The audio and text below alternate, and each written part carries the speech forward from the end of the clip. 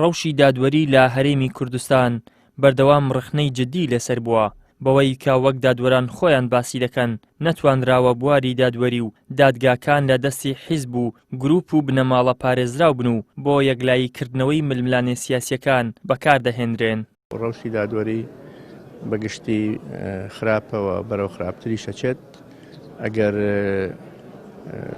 بربەستێکی بۆ دانەنرێت تا لەوە زیاتر نەچێتە بەرەو ڕوخان و بەرەو داتەپین نەچێت. ڕاستە ڕەوشی دادوەریە ئەوانە سیاست کاریگەری خراپی هەیە لەسەری، بەڵام لە ڕاستیە من یەکەم کەس بە مەسئولی یەکەمە زانم دادوەرەکە خۆیەتی. دادوەرەکە خۆی بە ئیتیجاهی سیاسی خراپە نەڕوات. ئێمە لا بەپێی قانون دەستگای دادوەری بێلایەنە، بەڵام دادوەر خۆی نابێ بڵێ من دەسەڵاتی سیاسی ئەمەی پێکردم فەرزی کرد بەسەرما، توانێت دەست لە کارەکەی بکێشێتەوە ئەگەرزانی فەرز دەکرێت. ڕاگەاندنی ئەو توێژینەوەی پارێزەرێکیش دوای توێژینەوەیەکی ورد کە لە ماوەی 14 مانگدا ئەنجامی داوە گەیشتووە بەو ئەنجامەی کە دەسەڵاتی دادوەری لە هەرێمی کوردستان کەم و کوڕیەکی زۆری هەیە، لەوانە نەبوونی دادوەری پێویست و زاڵبوونی سیاست بەسەر دادگا و دادوەرەکاندا.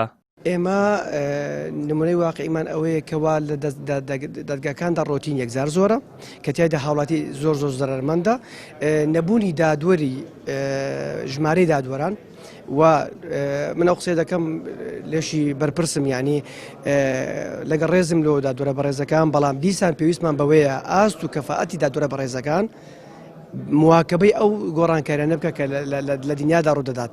یعنی دەسەڵاتی دادوەری توانین بڵێن کەم تەرخەمە لە زیاتر بەرەو پێشبردنی توانەکانی دادوەران بەوەی کە سەفەریان پێ بکە، بەوەی کە دەوراتی پێشکەوتیان بۆ بکاتەوە.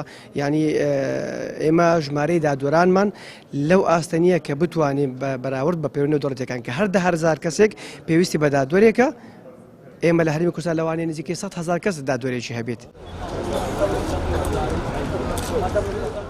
سەروەری یاسا گرنتی پێشکەوتن و ئارامی و ئاسایشی هەر وڵاتێکە، بەڵام بە درێژایی مێژووی حکومڕانی کوردی هەرگیز دەسەڵاتداران هەوڵیان بۆ ئەوە نەداوە کە هاوڵاتیان متمانە بە دادگاکان بکەن و بەبێ لایەنانە بیان بینن، بەڵکو وەک بەشێک لە دادوەران و پارێزەران باسی دەکەن بەردەوام بە بەکارهێنانی فشار و گوشاری جیاوازی جوت حیزبی دەسەڵاتدار دادگاکانیان بۆ یەکلاییکردنەوەی دۆسیەکانیان لە بەرژەوەندی خۆیان بەکارهێناوە.